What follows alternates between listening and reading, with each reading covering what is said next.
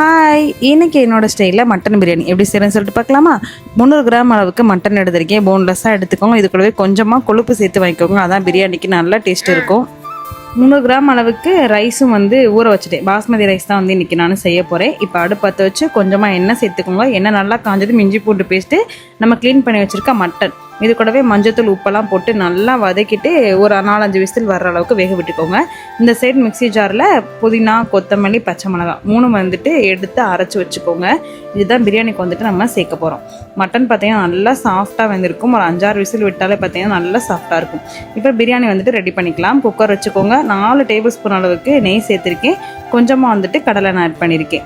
எண்ணெய் நல்லா காஞ்சதும் வெங்காயம் சேர்த்துக்கோங்க. வெங்காயம் சேர்த்து நல்லா மொறுன்னு பொன்னிறமாகிற அளவுக்கு வதக்கி எடுத்துக்கோங்க. எந்த அளவுக்கு நீங்கள் வெங்காயம் வதக்குறீங்களோ அந்த அளவுக்கு பிரியாணி செம்ம டேஸ்ட்டாக இருக்கும். கூடவே கொஞ்சமாக உப்பு சேர்த்து வதக்குனீங்கன்னா அடிப்பிடிக்காமல் இருக்கும். இப்போ இஞ்சி பூண்டு பேஸ்ட் ஆட் பண்ணிவிட்டு நம்ம அரைச்சி வச்சிருக்கோம் பேஸ்ட், அதையுமே சேர்த்துட்டு நல்லா வதக்கி விட்டுக்கோங்க. இது கூடவே தக்காளி, மிளகாத்தூள், பிரியாணி மசாலா இது எல்லாமே சேர்த்து நல்லா வதக்கி விட்டுக்கோங்க. இதில் நல்லா கவனிச்சிங்கன்னா தெரியும், நான் ஸ்பைசஸ் எதுவுமே ஆட் பண்ணலை. அதுக்கு பதிலாக நம்ம ஹோம்மேடாக ப்ரிப்பேர் பண்ண பிரியாணி மசாலா மட்டும்தான் சேர்த்துருக்கேன். இந்த மசாலா வேணும் அப்படின்னா ஸ்க்ரீனில் தெரியல வாட்ஸ்அப் நம்பருக்கு கான்டாக்ட் பண்ணி உங்கள் ஆர்டரை ப்ளேஸ் பண்ணிக்கோங்க. இப்போது தயிர் சேர்த்துட்டு வேக வச்சுருக்க மட்டனையும் ஆட் பண்ணிவிட்டு ஒரு 2 வதக்கி விட்டுக்கோங்க. இப்போ அளவு தண்ணி சேர்த்துக்கலாம். 1 கிளாஸ் அளவுக்கு அரிசிக்கு 1.5 கிளாஸ் அளவுக்கு தண்ணி ஊற்றிக்கோங்க. அதுதான் கரெக்டாக இருக்கும். லாஸ்ட்டாக லெமன் ஜூஸ் சேர்த்துட்டு மேலாப்பில் கொஞ்சமாக புதினா ஆட் பண்ணிவிட்டு தண்ணி நல்லா கொதிச்சு வராமல் ஊற வச்சுருக்க அரிசி சேர்த்துக்கோங்க. அரிசி நான் எனக்கு 25 நிமிஷம் ஊற வச்சுருக்கேன்.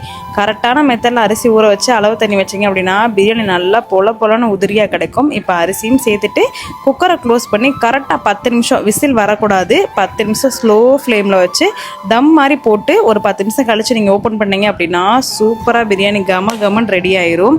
குக்கர் ஓப்பன் பண்ணி மேலாப்பில் கொஞ்சமாக நெய் சேர்த்து கிளறி விட்டிங்கன்னா சூப்பராக இருக்கும் மட்டன் பிரியாணி. கண்டிப்பாக இந்த மாதிரி ஒன்ஸ் ட்ரை பண்ணி பார்த்துட்டு எப்படி வச்சுட்டு உங்கள் ஃபீட்பேக்கை மறக்காமல் கமெண்ட் செக்ஷனில் ஷேர் பண்ணுங்கள். Mutton biryani, 65 fish fry, chicken gravy இதோட ரெசிபி எல்லாமே நம்ம சேனலில் இருக்குது. வேணுங்கிறவங்க செக் பண்ணி பாருங்கள். அடுத்த vlogல பார்க்கலாம். பாய்.